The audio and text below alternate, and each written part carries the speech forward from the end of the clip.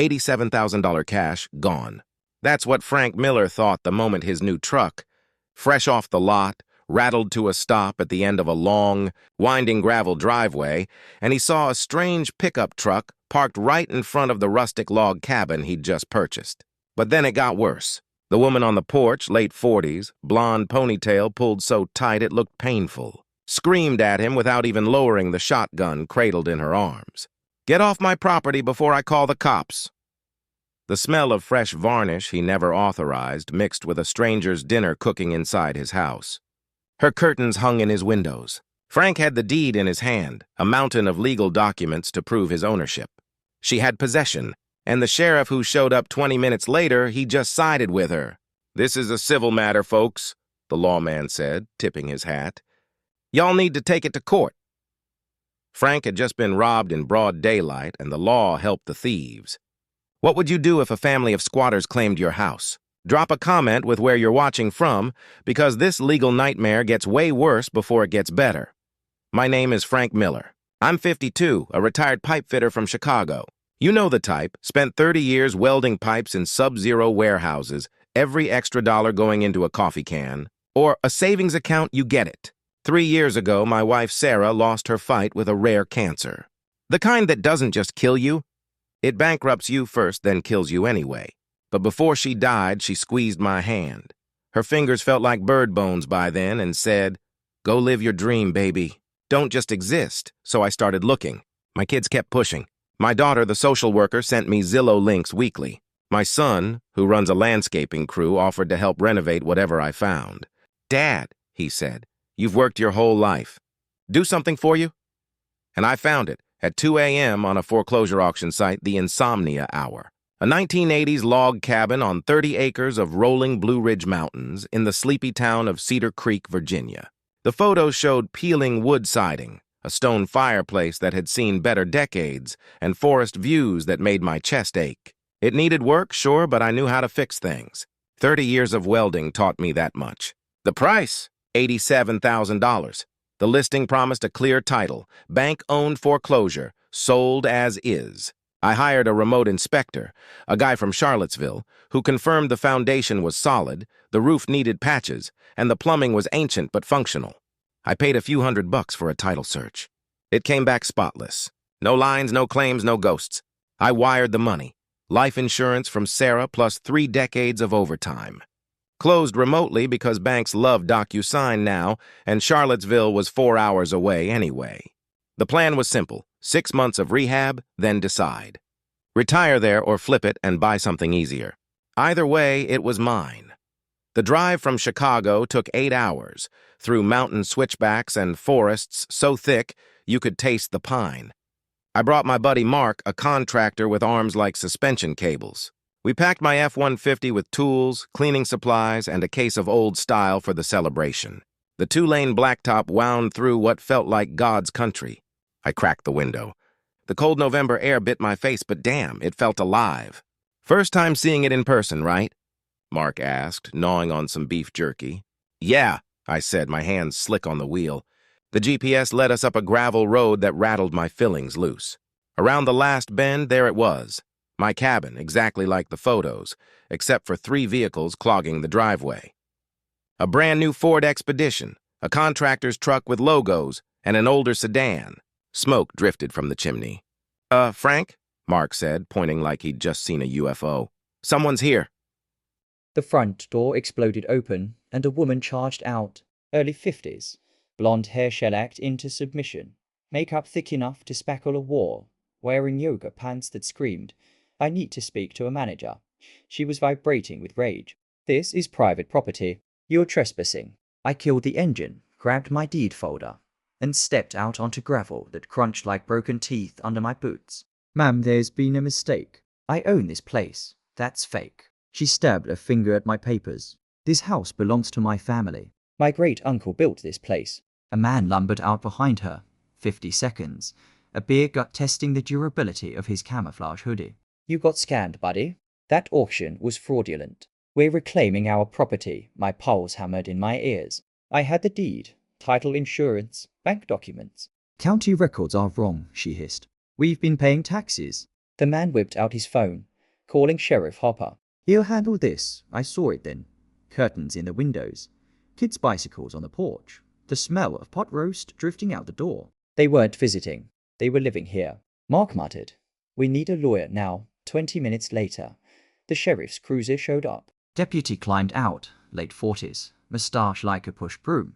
Uniform buttons screaming for mercy. He clasped hands with the husband like they shared a fantasy football league. Wade, appreciate you coming, the man said. Sheriff Hopper barely glanced at my deed. He listened to both sides with the enthusiasm of a man picking jury duty. Then, civil matter, folks. Both claiming ownership. Court's got to sort it. Till then, nobody's evicting nobody. The blonde, Brenda Caldwell, I'd learn later, smiled, teeth white as chiclets. Possession is 9/10 of the law, sweetheart. The sheriff left. I stood in my own driveway, holding proof of ownership, watching strangers live in my house. I'd been robbed in broad daylight, and the law had just driven away. I sat in my truck at the bottom of the mountain, hands shaking so hard I couldn't get the key in the ignition. Mark just stared out the windshield like he'd witnessed a murder. What the hell just happened? He finally said. I got robbed, I said, and the sheriff helped them do it. We found a roadside motel 10 miles down the highway, the kind with a buzzing neon vacancy sign and a vending machine that only took quarters. The room smelled like mildew and someone else's mistakes. I couldn't sleep. At AM, I was on my laptop, diving into Virginia property law like a man possessed. That's when I found it. Brenda Caldwell wasn't just some random squatter. She was the top-selling real estate agent in the county. Her face smiled from a dozen sold signs on her agency website. She would have known that property was in foreclosure. She had to. And here's the thing about foreclosures. They're public record. I found the notice published in the county paper 18 months ago. Right there in the legal classifieds where nobody reads. Required by law, which meant Brenda definitely saw it. My old union rep had once told me about adverse possession, how squatters could claim property if they lived there long enough, out in the open, like they owned it. In Virginia, that's 15 years of continuous occupation. Brenda's family couldn't possibly qualify. But here's what she could do. Create enough legal delays to live there rent-free while the courts ground through the case. 2 years, easy. Maybe 3. The system rewards whoever's willing to wait it out. Day 2. I got an email that made my blood pressure spike. A cease and desist letter from some slick law firm in Richmond. Brenda's lawyers claimed my purchase was a defective title, demanded I relinquish my claim or face a harassment lawsuit. And they made sure to mention Randall's position as county building inspector. The threat was clear as glass. Fight us, and we'll make your life hell through official channels. I drove into town and found Beverly Frost, a semi-retired attorney working from a home office that looked like a library had exploded. Case files stacked on every surface. Coffee mugs growing ecosystems, but her eyes were sharp as razor wire. Honey, she said after reviewing my documents, you've got ironclad ownership. Problem is, Brenda's playing the long game. She knows the judges. She's betting you'll give up and go back to Chicago. Beverly filed an emergency eviction motion. Court date, 6 weeks out. Rural docket backlog. The wheels of justice turn slow when you're not local. One more thing, Beverly warned. Randy inspects half the new construction in this county. He's got feathers stacked up like firewood. Watch yourself. I couldn't help it. 3 days later, I drove past the property just to see. That's when I spotted Randall's construction crew pouring concrete for an addition on the back of the house. They were improving my property, creating a sweat equity argument. Look, Your Honor, I imagined them saying, we invested $20,000 in improvements. Surely that counts for something. I filmed it on my phone, hands trembling with rage, and sent it to Beverly. They're ballsy, she said. That's illegal construction on disputed property, but filing a stop work order shows our hand. Let them dig their hole deeper. The financial hit came next. My bank called the one holding my mortgage on 2 rental properties back in Chicago. An anonymous complaint was filed, claiming I used fraudulent documents to purchase the Virginia property. Pending investigation, they were freezing my credit line. $30,000 I couldn't access. Brenda was using Randall's county connections to strangle me financially, betting I'd break before she did. I stood in that mildew motel room, phone pressed to my ear, while my credit evaporated, and realized something.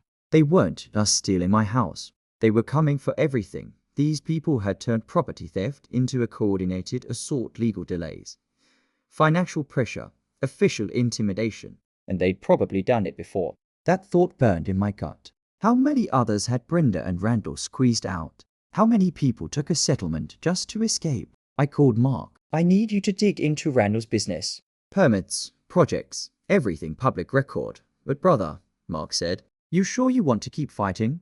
These people play dirty. I looked at the deed sitting on the motel nightstand. Sarah's insurance money. 30 years of overtime. My future. I'm sure, I said. Beverly laid out the strategy over burnt coffee in her cluttered office. We build a public record. Make this messy for them. She had me file formal complaints with everyone who'd listen. The State Real Estate Commission for Brenda's license. A conflict of interest when you're claiming ownership in your sales territory. The County Ethics Board for Randall's Inspector Rowe while he's in a personal property dispute. The State Attorney General requesting a fraud investigation. It was bureaucratic warfare. Death by 1,000 paper cuts. I learned something useful during those sleepless research nights. Public officials in dual role conflicts have to recuse themselves. If Randall's inspecting buildings while fighting a personal legal battle, that's an ethics violation, maybe a suspension, maybe even termination. The system had rules, even if nobody enforced them until you made noise. Brenda's retaliation came fast and vicious. She wrote a Google review of my old contracting business, dormant now, but still online, claimed I scammed her family, called me a dangerous con artist. The review went nuclear in local Virginia Facebook groups. Brenda had roots here, friends everywhere. I started getting messages from numbers I didn't recognize. City slicker thief. Go back to Chicago Yankee. One particularly charming individual suggested I might have an accident on those mountain roads. Then Lillian Pritchard walked into my life. 60-something, a former county clerk, retired but still sharp. She overheard me on the phone with Beverly at the diner. Approached my booth like she had a secret to share. You're the guy fighting Pam Caldwell?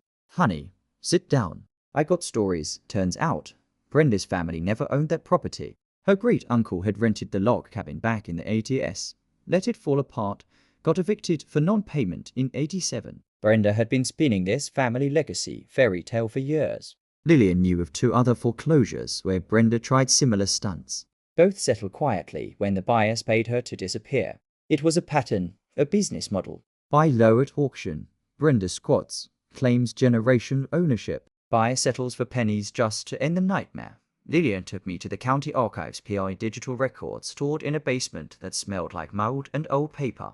We found the original 1982 deed showing the property sold to an out-of-state investor. No Caldwell anywhere on the chain of title. Then a rental agreement from 1983. Brenda's great-uncle as tenant, not owner.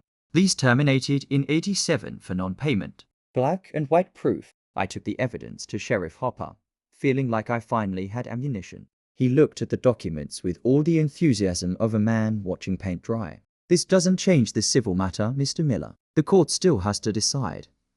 You mean you won't enforce the law because Randall's your buddy? My voice was tight. Hopper's face hardened. Watch your tone. I am trying to keep the peace in this county. That's when I understood. Local law enforcement wasn't incompetent. It was compromised. The good old boy network wasn't a myth. It was infrastructure. 2 days later, Randall showed up at the motel. Not threatening, just condescending. He leaned against my truck like he owned that too.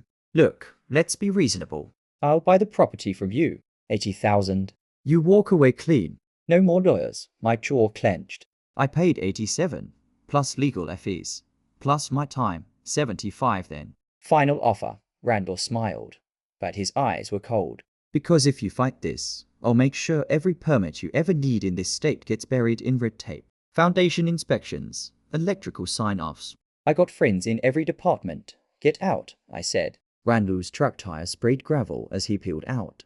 The motel room reeked of cigarettes and pine sol when I went back inside. My hands shook as I poured 2 fingers of whiskey. Rare for me. I wasn't much of a drinker, but tonight felt like an exception. My daughter called from Philly. Dad, Travis showed me the Facebook stuff. This sounds dangerous. Maybe take the money? 75,000 isn't nothing. I stared at the amber liquid in my glass. Your MOM and I saved every penny for this. I'm not letting some small-town crook steal it because they've got a badge and a real estate license. She was quiet for a moment. She'd be proud of you, Dad. Stubborn as hell, but proud. I smiled, despite everything. Yeah, she would be. Beverly went on offense. She filed a motion to expedite the court date. arguing ongoing property damage from illegal construction. Attached photos of Randall's concrete addition permits he never pulled, inspections he never scheduled. The judge, a visiting circuit judge, not one of Randall's buddies, granted partial relief, ordered the Caldwells to stop construction immediately, but didn't evict them yet. Court date moved up to 3 weeks. Small victory, but I take it. Then Beverly taught me a trick. Lis pendens, Latin for suit pending. It's a notice you file on a property title that screams legal dispute in progress to anyone who checks. Prevents sale or transfer until the case resolves. I filed it immediately, blocking Brenda from flipping my property to some third party while we fought in court. Every little move mattered now. This was chess, not checkers. Brenda's countermove was pure desperation wrapped in legal paperwork. She filed a restraining order against me, claimed I stalked her by driving past the property, my own property, said my emails through lawyers constituted harassment, accused me of making threats, though she had zero evidence because it never happened. The local judge, probably golfing with Randall on weekends, granted a temporary order. I couldn't come within 500 feet of my own house. The irony tasted like battery acid. Then the media hit. The local paper ran a story. Outsider buyer battles local family over mountain home. The slant was pure sympathy for Brenda. Local family fighting to save generational land from foreclosure vulture. I was painted as some Wall Street predator. The comment section turned vicious fast. Yankees ruin everything. These people buy our land and kick us out.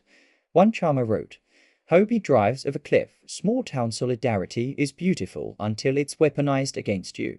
My son called, voice tight with worry. Dad, you're trending on Twitter. Not good trending. Someone had posted a video of Brenda crying on the porch, dabbing her eyes, saying I was trying to steal my grandkids' home. The performance was Oscar-worthy. It had 40,000 shares, but Mark came through. Spent 2 days digging through county records, permit databases, business filings. Found something beautiful. Randall's LLC had received $8,500 from the bank to secure and maintain the foreclosed property before the auction. He was supposed to winterize it, lock it up, keep it safe. Instead, Randall had moved his family in while the property was still bank-owned, before the auction even happened. The private investigator I hired, $2,000 I couldn't afford, found social media posts proving it. Brenda's daughter tagged at the cabin for months before my purchase. They'd been squatting in bank property, then just kept squatting when it sold. Man, Mark said over the phone, what if they plan this whole thing? Randall gets hired to secure it, tells Brenda it's going to auction. They move in and wait for some sucker to buy it, then claim adverse possession or force a settlement. Beverly's eyes lit up when I showed her the evidence. She filed an amended complaint. Fraud, conspiracy, theft by deception. This wasn't a civil dispute anymore. This had criminal written all over it. Suddenly, Brenda's fancy lawyers from Richmond withdrew from the case, citing ethical conflicts. Translation: they didn't want to be anywhere near potential criminal exposure. Randall got suspended from his county inspector job pending an ethics investigation. Sheriff Harper, with the state AG's office suddenly watching, had no choice but to open a real investigation the night before the rescheduled court date. I walked out to my truck and couldn't sleep. Thought I'd grab a drive-through coffee. All 4 tires were slashed. Windows smashed. Leaf spray painted across the hood. Glass glittered under the motel parking lot lights like diamonds. The chemical smell of paint burned my nose. Cold November air bit through my jacket as I surveyed the damage, my breath misting. Sheriff Hopper showed up, took a report with all the urgency of a man filing paperwork for lost luggage. Probably kids. Vandalism happens. You know damn well who did this, I said. Hopper just looked at me. Didn't deny it. Didn't confirm it. Just looked. I sat on the motel bed at M, head in my hands, wondering if I should have just taken Randall's $75,000. Cut my losses. Gone back to Chicago. Then I saw Sarah's picture on my phone wallpaper, her last words echoing. Go live your dream, baby. I wasn't giving up. Not now. Not ever. Beverly's paralegal found it on a Wednesday afternoon, buried in county archives like a landmine waiting 15 years to explode. A 2009 tax lien certificate, misfiled in the wrong drawer, gathering dust. Brenda's great-uncle had owed $14,000 in back property taxes on a parcel of land. The county sold that tax lien to an investor. Great-uncle lost the land. Standard procedure. But here's where it got interesting. The legal description on that 2009 then overlapped with my current property by 3 acres. A boundary survey had never been done. The county just assumed it was all the same parcel for decades. Beverly spread the documents across her desk like a winning poker hand. Frank, their family did own land here once, but not this land. She tapped the survey map. They owned an adjoining lot, lost it in a tax sale 16 years ago. She's been conflating 2 different properties, either because she's genuinely confused, or because she's a damn good liar. I paid $5,000 I didn't have for an emergency boundary survey. The surveyor spent 3 days on the mountain with GPS equipment and old plat maps. The results came back crystal clear. The cabin and 27 acres belonged to me. Clean title going back to 1982. The 3-acre strip their family had actually owned. A wooded hillside lost in that 2009 tax sale. Now owned by some out-of-state investment trust that probably didn't even know they had it. Brenda's generation land claim was for the wrong piece of dirt entirely. Beverly filed an emergency motion to compel, attaching the survey and historical records. The judge, still the visiting circuit judge, thank God, reviewed the evidence during a hearing that felt like watching an execution in slow motion. Brenda's new lawyer, an overworked public defender who clearly drew the short straw, tried to argue for more time to review. Your Honor, my clients need time to obtain their own survey. The judge cut him off, reading glasses perched on his nose. Counsel, your clients have 0 legal standing. The survey is definitive. Original deeds are definitive. Why are we still here? Your Honor, we request. Denied. Eviction order granted. Sheriff's Department will enforce in 48 hours. Brenda lost it. Full meltdown in the courtroom. Screaming, sobbing. Had to be escorted out by bailiffs. This is my land. My family built this. You're all corrupt. Her voice echoed down the courthouse hallway even after the doors closed. Randall caught me in the hallway after. Got right in my face. Close enough I could smell the tobacco on his breath. You think this is over? I'll burn that house down before you get it. You Yankee piece of... A bailiff stepped between us. Mr. Caldwell, you need to leave now. Beverly touched my arm, smiling for the first time in weeks. We won. It's yours. But I didn't feel victorious. Just exhausted. Just empty. Like I'd been in a bar fight that left everyone bloody and no one standing. 2 hours later, my phone rang. The fire marshal's office. Mr. Miller, we received an anonymous tip about hazardous materials stored at your property address. We're required to inspect before any eviction can proceed. I closed my eyes. How long will that delay things? Could be a few days. Could be a week. Depends on what we find. Beverly's voice was tight when I called her. They're not stalling anymore, Frank. They're setting a trap. I sat in Beverly's office that night, the reality sinking in like cold water. Winning in court meant nothing if the Caldwells could sabotage the eviction. I needed more than a lawyer now. I needed a strategy to expose these people so thoroughly, so publicly, that they'd never pull this scam again. I started making calls. Mark agreed immediately to document the property's condition PI eviction, create a visual record of every inch of damage for the inevitable lawsuit. My son Travis was already loading his crew van in Chicago. 5 guys, all union, all pissed off on my behalf. Lillian offered to organize every county record we'd found into a presentation even a kindergartner could understand. But the real weapon? Mara Chern, an investigative reporter for the Richmond Star-Ledger, known for exposing corruption in rural counties. She answered on the second ring. Mr. Miller, I've been following your case. When can we talk? Beverly explained the fire marshal tactic over coffee that had gone cold hours ago. False reports to inspectors are the go-to-delay move in evictions. Someone tips off the fire marshal about hazardous materials, even legally stored paint or gasoline. Property gets red tagged. Eviction delayed for weeks while they investigate. She leaned forward. Here's what we do. Request an immediate inspection with an independent witness present. If they planted something, it'll be obvious. If they didn't, eviction proceeds on schedule. I scheduled the fire inspection for AM, 2 days out. Mara would be there at 5:30 with a photographer. If the Caldwells had staged evidence, it would be front-page news. If they hadn't, the eviction would happen by 8. Either way, the story was getting told. Mark did a reconnaissance run, staying just beyond the 50-foot restraining order limit. He used his drone perfectly legal. Airspace is public to photograph the property from above. The footage showed fresh paint on Randall's illegal addition.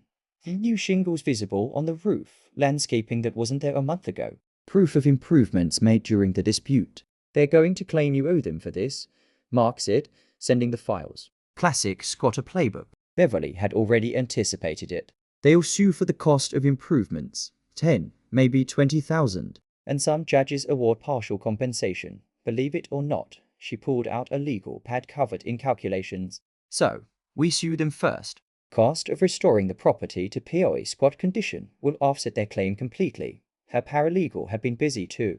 Pulled Randall's business financials public record since he was a county employee. His LLC was $40,000 in debt. Equipment loans months overdue. Brenda's real estate business had cratered 60% since the ethics complaint went public. They were broke. This house wasn't just a scam. It was their last, desperate play to avoid bankruptcy. Lillian warned me over pie at the diner, her voice low. They're cornered now, honey. Cornered animals bite. She suggested bringing state police to the eviction. Not just the local sheriff. Jurisdiction overlap meant less room for favoritism. She also recommended having EMTs on standby. Brenda seemed like the type to fake a medical emergency for sympathy and delay. Mara's investigation uncovered the real gold. 3 properties Randall had inspected in the past year, all owned by relatives or business partners. Code violations ignored. Permits rubber stamped. Inspections that lasted 15 minutes on buildings that should have taken hours. This isn't about your house anymore, Mara said during our interview. This is a pattern of corruption. You're just the first person who fought back hard enough to expose it. The coordination came together like a military operation. State police confirmed for an eviction. Fire marshal inspection at 6. Mara and her photographer at 5:30. And my son set up trail cameras around the property perimeter the night before. If the Caldwells tried planting evidence or damaging anything, it'd be recorded in high definition. Then the PI called with one final piece of intelligence. Brenda's daughter's boyfriend posting in a private gun forum. Got the boys ready for tomorrow. Defending family land. Cops won't do shit. Screenshot included a photo of him holding an AR-15. I forwarded it to state police immediately. The response level got upgraded. Tactical unit on standby. I sat alone in my motel room that night. Laptop open to messages from strangers who'd found my story online. Dozen of people sharing their own nightmares. Squatters. Corrupt officials. Stolen homes. One message stopped me cold. Please don't give up. If you win, it gives the rest of us hope. I closed the laptop. Tomorrow, one way or another. This ended. 5:30. I'm still dark. Mountain fog so thick my headlights barely cut through it. I pulled up to the property with Beverly and Mara, our breath misting in the cold. Wood smoke curled from the cabin chimney. The Caldwells were awake, waiting. Frost crunched under my boots as I stepped out. Mara's camera started clicking immediately, capturing everything. A.m. sharp, the fire marshal arrived. County official but professional, not one of Randall's poker buddies. Randall met him at the door, arms crossed. There's nothing hazardous here. Somebody filed a false report. The fire marshal didn't blink. Then you won't mind me looking. Randall blocked the doorway, his 6-foot frame filling it. You need a warrant for this, for a hazmat emergency call. No, sir, I don't. Step aside or you'll be removed. I and Mara stayed outside, photographing the property's exterior while the marshal went in. 20 minutes felt like 20 hours. When he finally emerged, his expression was granite. Found 5 55-gallon drums in the basement. Unmarked. Could be diesel. Could be industrial chemicals. I've never been in that basement, I said, loud enough for Mara's recorder to catch. I've never even been inside this house. The marshal inspected the drums closer. Found serial numbers someone had tried to scrape off, but didn't quite finish. He ran them through his database right there on his phone. These drums are registered to Caldwell Construction LLC, reported as properly disposed 6 months ago. He looked at Randall. They're filled with used motor oil, illegal storage, environmental hazard. And you just filed a false report about contamination you created yourself. Randall's face went white. I didn't. Someone must have planted your drums. Your serial numbers. You're looking at criminal charges and environmental fines up to $50,000. The marshal red tagged the property on the spot. No one could occupy it until professional remediation happened. Randall had just screwed himself. Created the delay he wanted, but couldn't stay either. Brenda came flying out like a hornet from a kicked nest. This is a setup. He planted those. She pointed at me, her voice shrill enough to crack glass. Mara stepped forward, camera rolling. Ma'am, the serial numbers prove they're your husband's drums. Brenda realized she was being recorded and lunged for the camera. Actually lunged, hands out like claws. State police, already on scene for eviction support, intercepted her mid-charge. She fought them, screaming, twisting, had to be cuffed, arrested for assault and resisting. The photographer caught every second. With Brenda in the back of a cruiser, Randall stood alone on the porch with his daughter and her kids. His shoulders sagged like someone had cut his strings. "Please," he said, voice cracking. "Give us one more day. The kids have school stuff inside. Choice clothes." I looked at Beverly. She shrugged. "Your core. Every fiber in my body wanted to say no. Wanted to watch them dragged out the way they planned to do to me. But I thought about those kids, confused and scared. 2 hours, I said. Personal belongings only. Everything else stays for inventory." That's when his daughter snapped. She ran back inside and started destroying everything, smashing windows from the inside with a baseball bat, spray painting the walls. "Thief, liar, burn in hell," in dripping red letters across the living room. State police rushed in, pulled her out, kicking and screaming. Second arrest of the morning. Randall just stood there in the driveway, watching his daughter get cuffed, saying nothing. Broken. I stepped inside my house for the first time as the legal owner. The smell hit me first. Decay, mildew, sewage. Human waste smeared on the bathroom walls, deliberate and vicious. Holes punched through drywall. Copper pipes ripped out, probably for scrap value.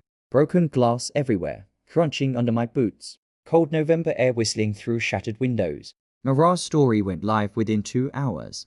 County inspector arrested after squatting in foreclosed home. Photos of Randall in handcuffs. His daughter mid vandalism. Those illegal oil drums lined up like evidence in a crime scene. Regional news picked it up by noon. By evening, my story was on Reddit's front page with 18,000 upvotes. The comment sections reversed completely. This man is a hero for exposing these crooks. Finally, someone fought back. Local Facebook groups that had crucified me a week ago posted apologies. Sheriff Hopper released a statement. Investigation ongoing. No evidence of wrongdoing by Mr. Miller. That night, an email hit my inbox from an anonymous account. Attached was an audio file of my voice threatening to kill Brenda's grandchildren. Except it wasn't my voice. Wrong accent, robotic cadence, obviously AI-generated. But it had been sent to the FBI, state police, and 3 news outlets. Beverly got the FBI cybercrimes unit involved within an hour. Tech analysis confirmed deepfake software. The IP trace led straight to Randall's brother's house. The FBI raided the location the next morning, seized computers, found the AI program still installed. My son called from the road. "Dad, you won. It's over." I stood in my gutted, ruined cabin, looking at human waste smeared on my bathroom wall. Did I though? The hazmat crew took 4 days and $12,000 to remove Randall's oil drums properly. Environmental regulations meant specialized disposal, soil testing, documentation up the wazoo. I watched my savings account bleed out another chunk and tried not to think about it. My buddy Mark brought his Chicago crew down that weekend. 5 guys with sledgehammers and contractor bags, ready to gut the damaged interior. During demolition, they found hidden compartments built into the walls behind drywall. Inside, stolen property. Power tools still with Home Depot price tags, spools of copper wire, boxes of imported tile. Randall had been using my house as a warehouse for stuff he'd lifted from job sites. State police opened yet another investigation. Turned out Randall had been suspected of material theft for years, other contractors reporting missing supplies, always blaming their workers. Never quite enough proof until now. Victims started coming forward. A framing crew that lost $8,000 in tools. A plumber who'd written of 3 pallets of copper fittings. Randall's charges piled up like firewood. Theft, fraud, environmental crimes, filing false reports. Now grand larceny. Brenda, out on bail and spiraling, tried to sell her story to tabloid TV. Appeared on a local news segment with tears streaming down her over-contoured face. "I'm the real victim here," she sobbed. "This vindictive outsider is destroying a local family." The comment section roasted her alive. "Girl, you got caught squatting." Criminal cries after consequences. News at 11. Then Randall filed a mechanic's lien on my property. $30,000 claimed for improvements and maintenance during occupancy. Beverly had warned this was coming. A mechanic's lien lets contractors claim payment for work, and it can cloud a property title for months. But here's the catch. The work has to be authorized. Randall's entire construction project was illegal, done on disputed property without permission. Beverly filed a motion to discharge the lien as fraudulent before the ink was dry. I was burning through money like kindling. Legal fees, hazmat removal, repairs. I was $45,000 deep now on top of the original $87,000. I could have bought a turnkey place somewhere else for that money, something that didn't smell like a crime scene. Mark asked me over beers one night, "Why don't you just walk away? Sell it as is to some investor. Cut your losses." I stared at my bottle. Because then they win. And the next guy who buys it suffers through the same hell. The community started helping in small ways. The lumberyard owner, who Randall owed $6,000, donated materials.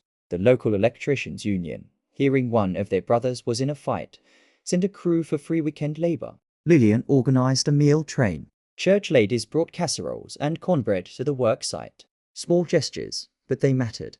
I wasn't the outsider anymore.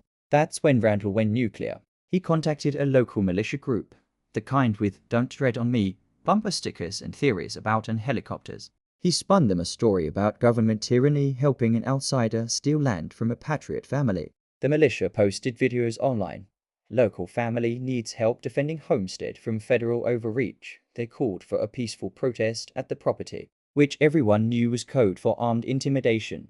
A week later, 30 pickup trucks rolled up my driveway. Men with AR-15s slung across their chests, legal in Virginia. An open carry state standing on the public road, chanting. Signs read, "Local land for local people and outsiders go home." State police showed up, but couldn't disperse them. Public road, legal weapons, First Amendment. My crew and I were trapped inside. Work halted completely. National media descended like locusts. CNN ran a segment about property rights. Fox News ran a different segment about the same thing with the opposite spin. My renovation project became a political football. I told Murrah, exhausted beyond measure, I just wanted to fix up a cabin. How did this become a war? Then the veterans showed up. 50 of them. Iraq and Afghanistan era. Organized and disciplined. Their leader, a retired sergeant major with grey temples and kind eyes, positioned his people between the militia and the property. A human shield. "We don't care where Mr. Miller is from," he announced loud enough for everyone to hear. He followed the law. "These militia clowns don't represent us or this community." Outnumbered and outclassed, the militia left within 3 hours. They vowed to return, but never did. The vet group offered to provide security until the work was done. My throat tight with gratitude.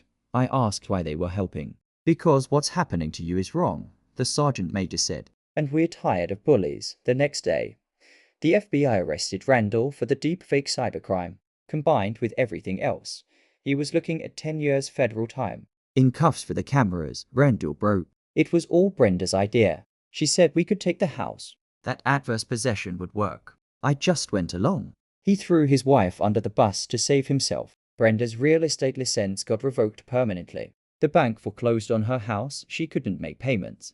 Buried in legal fees. Her daughter, the one who'd vandalized, got probation and publicly disowned her mother on Facebook. Brenda was left with nothing. Reputation destroyed, broke, and alone. I sat on my newly rebuilt porch at sunset with my son Travis beside me, watching the sky turn orange and purple over the ridge. The smell of fresh cut lumber mixed with mountain air. Sawdust coated my hands from carrying beams all day. Someone from the church had brought venison chili, the first hot meal in days that didn't come from a gas station. "Was it worth it, Dad?" Travis asked. I watched the sun dip below the mountains.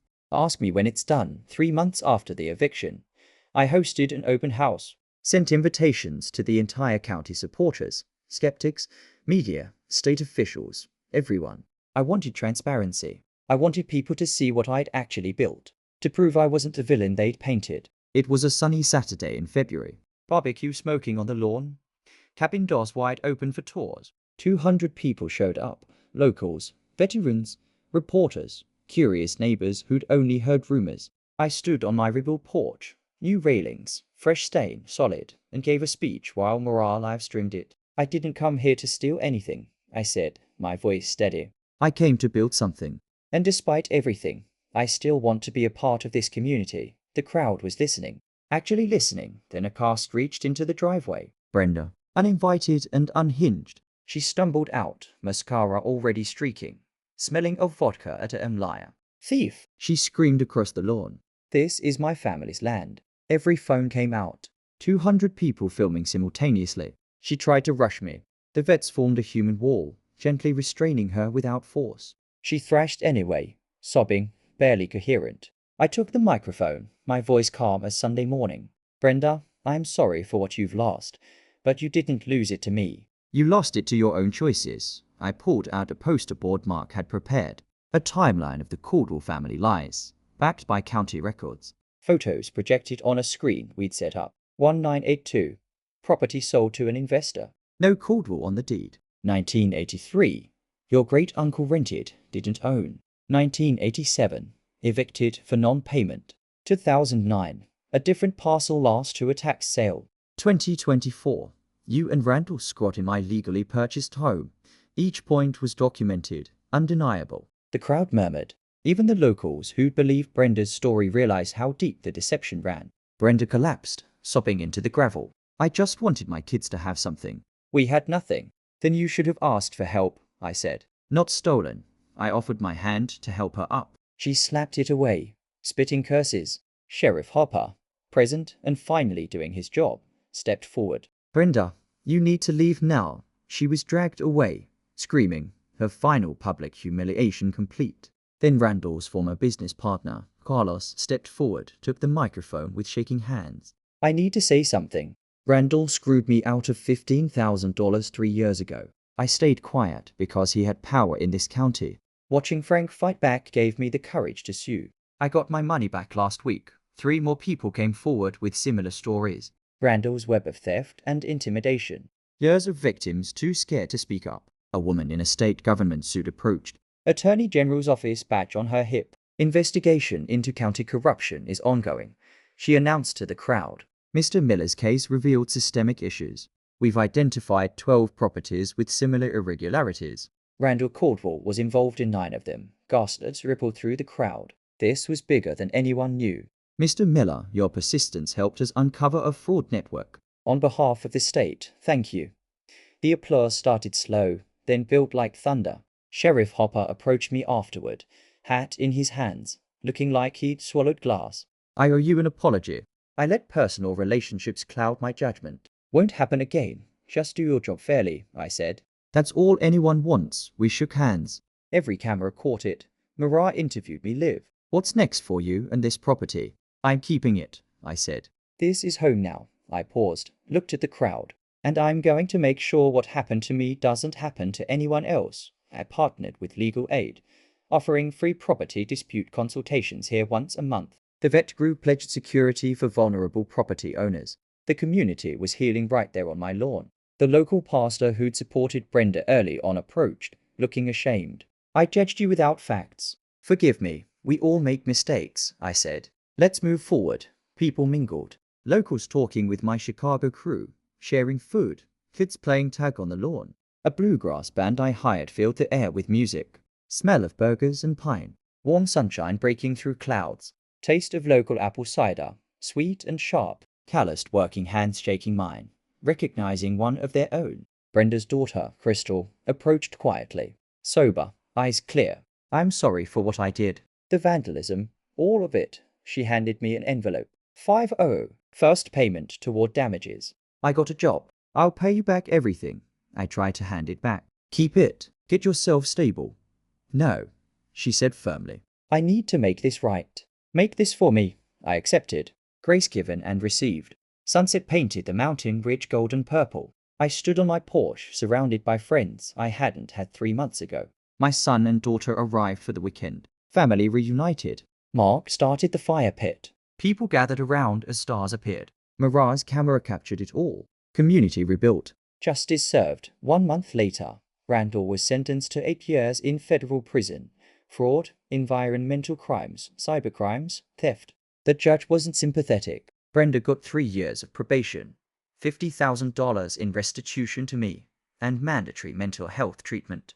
Crystal completed her restitution payments over 2 years, rebuilding her life with me as an unexpected mentor. The county inspector position got reformed, outside oversight, term limits, an ethics review board. I had accidentally fixed a broken system.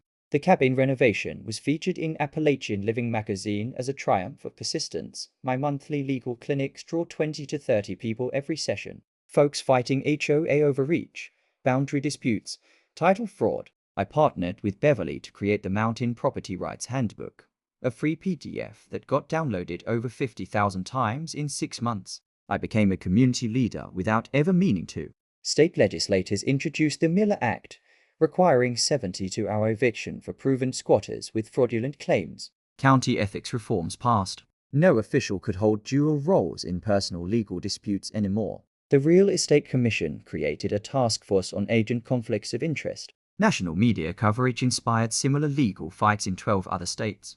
One man's stubborn fight had sparked a movement. I scattered Sarah's ashes on the property that spring, finally feeling settled. My son moved his family to Virginia, started a contracting business with Mark that's now booked 6 months out.